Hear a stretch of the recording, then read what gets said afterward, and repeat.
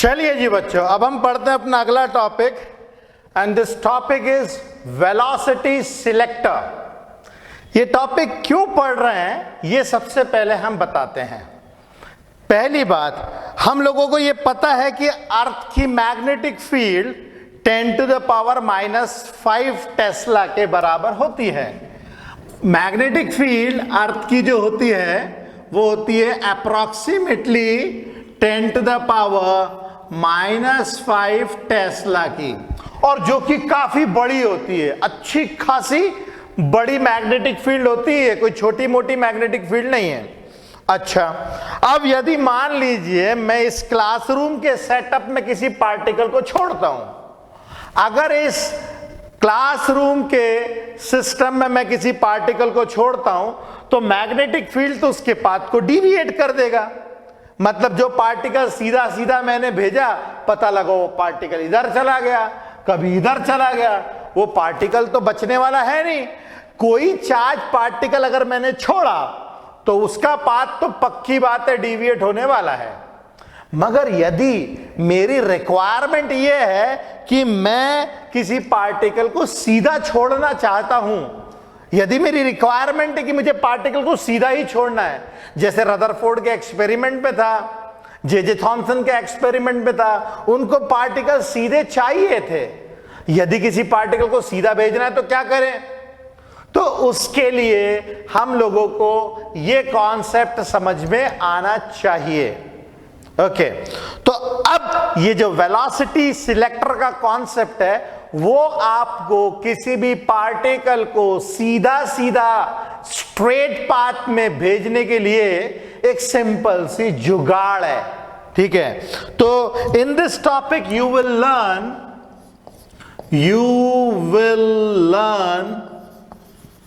How a charged particle can be projected straight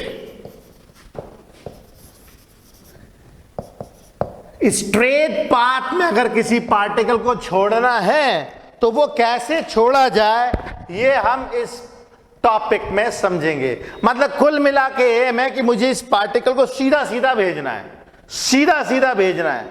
तो इसके लिए मैं अपना कार्टेशियन सिस्टम बनाता हूं। मैं ये कार्टेशियन सिस्टम बनाता हूं जिसमें ये ले लेता हूं मैं हमेशा की तरह एक्स एक्सिस, और ये मैं ले लेता हूं हमेशा की तरह वाई एक्सिस, और जेड एक्सिस हमारी ये है। तो मैं इसको इस तरीके से यहां पे दिखा देता हूं, ये है हमारी जेड एक्सिस। ओके, मान लीजिए किसी पर्टिकुलर एरिया के अंदर में मैग्नेटिक फील्ड इस डायरेक्शन में है। अगर मान लीजिए किसी पर्टिकुलर एरिया में मैग्नेटिक फील्ड कुछ इस डायरेक्शन में है, या इस रीजन में मैं मान लेता हूं मैग्नेटिक फील्ड जो है इस डायरेक्शन में है, इसको मैं डॉट बना देता हूं। मैग्नेटिक फील्ड इस तरीके से आ रही है आपकी तरफ, मेरी तरफ से आपकी तरफ मैग्नेटिक फील्ड जा रही है। तो ये मैग्नेटिक फील्ड को मैं बना देता हूं इस तरीके से डॉट। ये डॉट मैग्नेटिक फील्ड वाला रीजन है। ये जो डॉट मैग्नेटिक फील्ड है, ये मैग्नेटिक फील्ड आपके इस रीजन में मैग्नेटिक फील्ड है। यहां पे मैंने वाई एक्सिस हटा दी है, जेड एक्सिस हटा दी है, ताकि फिगर को ज्यादा अच्छे से हम लोग 3 डायमेंशनली समझ सकें। मैंने इस एरिया में क्या किया है, जेड एक्सिस के अलोंग मैग्नेटिक फील्ड इस तरीके से बाहर निकल रही है, डॉट मैग्नेटिक फील्ड आपकी तरफ आ रही है। तो ये मैग्नेटिक फील्ड जो है कमिंग आउटसाइड, पेपर से बाहर की तरफ आ रही है, ये मैग्नेटिक फील्ड है मेरी। ओके, अब जरा देखिए, अब मैं किसी चार्ज्ड पार्टिकल को, मान लीजिए ये मेरे पास कोई पॉजिटिवली चार्ज पार्टिकल है, इस पार्टिकल को मैंने यहां छोड़ दिया। अब यदि मैंने इस पार्टिकल को यहां छोड़ दिया, पॉजिटिवली चार्ज पार्टिकल को, तो देखिए magnetic field, left hand rule लगाऊंगा मैं, मैग्नेटिक फील्ड डॉट आपकी तरफ आ रही है, पार्टिकल जा रहा है उस डायरेक्शन में एक्स एक्सिस की तरफ, मैग्नेटिक फील्ड आपकी तरफ, पार्टिकल जा रहा है उस डायरेक्शन में, तो फोर्स कहां लगा, इसको नीचे की तरफ लगा। तो इस मैग्नेटिक फील्ड के कारण जो इसको फोर्स लगने वाला है वो लगेगा डाउनवर्ड्स, नीचे की तरफ लगेगा फोर्स। तो यहां पे जो फोर्स लगेगा वो नीचे की तरफ लगेगा। This will be force due to magnetic field.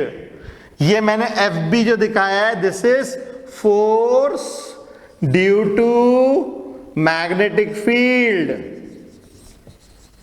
Magnetic field के कारण जो है इसको फोर्स लगेगा। तो जो पार्टिकल मेरा ऐसे जा रहा था वो ऐसे घूमने लग जाएगा, सीधा सीधा जा ही नहीं पाएगा। पार्टिकल ऐसे जाने की कोशिश कर रहा मगर वो तो नीचे की तरफ चला जाएगा। इसका मतलब है कि मेरा पार्टिकल स्ट्रेट नहीं जाएगा, मगर मुझे तो भेजना उसको स्ट्रेट लाइन पाथ में ना, तो अब मैं उसको कैसे रोकूं? तो इसको रोकने के लिए एक बड़ा सिंपल सा तरीका है। हम लोग क्या करते हैं, इसके ऑपोजिट डायरेक्शन में एक फोर्स और लगा देते हैं। मैं इस डायरेक्शन में अप्लाई कर देता हूं इलेक्ट्रिक फील्ड, इस डायरेक्शन में मैं अप्लाई कर देता हूं इलेक्ट्रिक फील्ड, मतलब वाई एक्सिस के डायरेक्शन में मैं इलेक्ट्रिक फील्ड लगा देता हूं ऐसे। वाई एक्सिस के अलॉन्ग मैंने एक इलेक्ट्रिक फील्ड लगा दी है, और ये इलेक्ट्रिक फील्ड जिसका नाम दे रहे हैं अपन E। अब क्या होगा, इस इलेक्ट्रिक फील्ड के कारण चार्ज पार्टिकल ऊपर जाने की कोशिश करेगा, क्योंकि पॉजिटिवली चार्ज पार्टिकल हमेशा इलेक्ट्रिक फील्ड के डायरेक्शन में जाता है।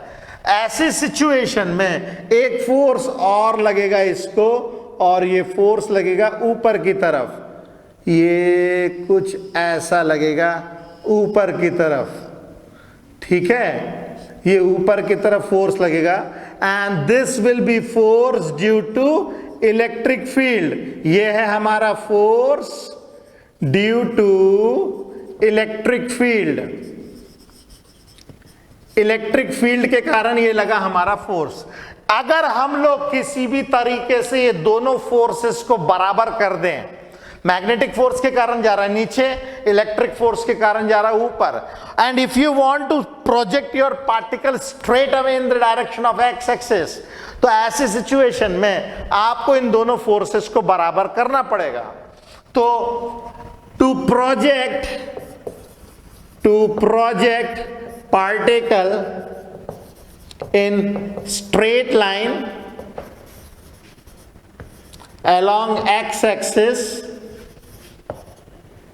along x axis, ऐसी सिचुएशन में force due to magnetic field जो रहेगा, force due to magnetic field जो रहेगा, that will be equal to force due to electric रहेगा। मतलब force due to magnetic field is equal to force due to electric field. Magnetic field के कारण force जो आ जाएगा वो आता है Q into V cross B, मतलब Q into V B sine 90 degree, and electric force होता है Q into E। Electric force तो सीधा सीधा है Q into E, magnetic force जो होगा Q V B sine theta. अब देखिए पार्टिकल जा रहा है उधर, मैग्नेटिक फील्ड है इधर, तो दोनों के बीच में 90 डिग्री हुआ, इसीलिए मैंने यहां पे 90 डिग्री लिखा है। साइन 90 होता है 1, चार्ज से कटेगा चार्ज, और अगर हम लोग यहां पे देखें तो वेलोसिटी हम लोगों को मिलेगी, this will be equal to E upon B। और ये सिंपल सा जो रिलेशन है वो आपको यहां पे देखने को मिलेगा, मगर ध्यान रहे ये दोनों की दोनों फील्ड क्रॉस्ड रहेगी, मतलब परपेंडिकुलर। इलेक्ट्रिक फील्ड ऊपर है, मैग्नेटिक फील्ड इधर है, तो ये दोनों के बीच में देखिए 90 डिग्री है, इलेक्ट्रिक फील्ड ऊपर, मैग्नेटिक फील्ड इधर। तो इलेक्ट्रिक फील्ड और magnetic field should be perpendicular to each other. यहां पे here electric field and magnetic field should be perpendicular to each other, should be perpendicular to each other. और ऐसी magnetic fields को हम लोग क्रॉस्ड फील्ड्स कहते हैं। Such fields are called as, such fields are called as crossed fields. क्योंकि दोनों आपस में एक दूसरे से परपेंडिकुलर है ना, ये क्रॉस्ड फील्ड्स हैं। अब मैंने इसका यूज भी आपको स्टार्टिंग में बताया था। इसकी एप्लीकेशन प्राइमरीली है स्ट्रेट लाइन पाथ में किसी पार्टिकल को भेजना, नंबर 1। दूसरा, इसको बहुत सारे साइंटिस्टों ने इस्तेमाल किया था। सबसे पहले हमारे एक फिजिसिस्ट थे जे थॉमसन। जे थॉमसन जब इलेक्ट्रॉन के बारे में रिसर्च कर रहे थे तो E/m का रेशियो निकालने के टाइम पे जे थॉमसन ने इसका इस्तेमाल किया था। दूसरा, आप लोगों ने सुना होगा मास स्पेक्ट्रोग्राफी एक मेथड होती है जिसमें एक मास स्पेक्ट्रोमीटर एक डिवाइस होती है जिसमें हम लोग अप्रोक्सीमेटली मास निकाल सकते हैं किसी पार्टिकल का। तो मास स्पेक्ट्रोग्राफी के अंदर में भी ये कॉन्सेप्ट इस्तेमाल किया जाता है। तो this concept was used by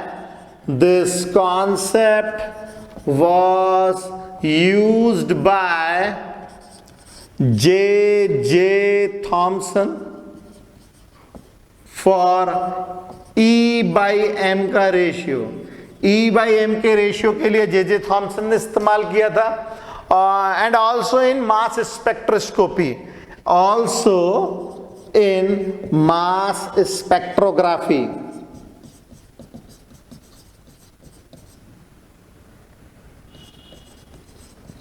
mass spectrography में मास निकालते हैं हम किसी पार्टिकल का, और जे थॉमसन जी ने भी इसका इस्तेमाल किया था। तो ये जो है बहुत इंपॉर्टेंट कॉन्सेप्ट है। बेसिकली सिंपल सा कॉन्सेप्ट है जिसमें बताया जा रहा है कि पार्टिकल को यदि स्ट्रेट अवे भेजना है तो हम क्या करेंगे। You need to have crossed fields. Electric और मैग्नेटिक फील्ड एक दूसरे से परपेंडिकुलर होनी चाहिए। क्रॉस्ड मैग्नेटिक फील्ड्स में पार्टिकल जाता है। कैसी क्रॉस? इलेक्ट्रिक फील्ड ऊपर और मैग्नेटिक फील्ड ऐसी फील्ड्स होनी चाहिए। मतलब इलेक्ट्रिक फील्ड रेड वाली ऊपर, ग्रीन वाली आपकी तरफ, तो ये दोनों देखा आपस में परपेंडिकुलर है। तो ऐसी क्रॉस्ड मैग्नेटिक फील्ड्स और इलेक्ट्रिक फील्ड्स आपको चाहिए। ओके, आई होप ये समझ में आया होगा। फटाफट लिखिए, फिर इसी के ऊपर बेस हम लोग अगला टॉपिक पढ़ते हैं।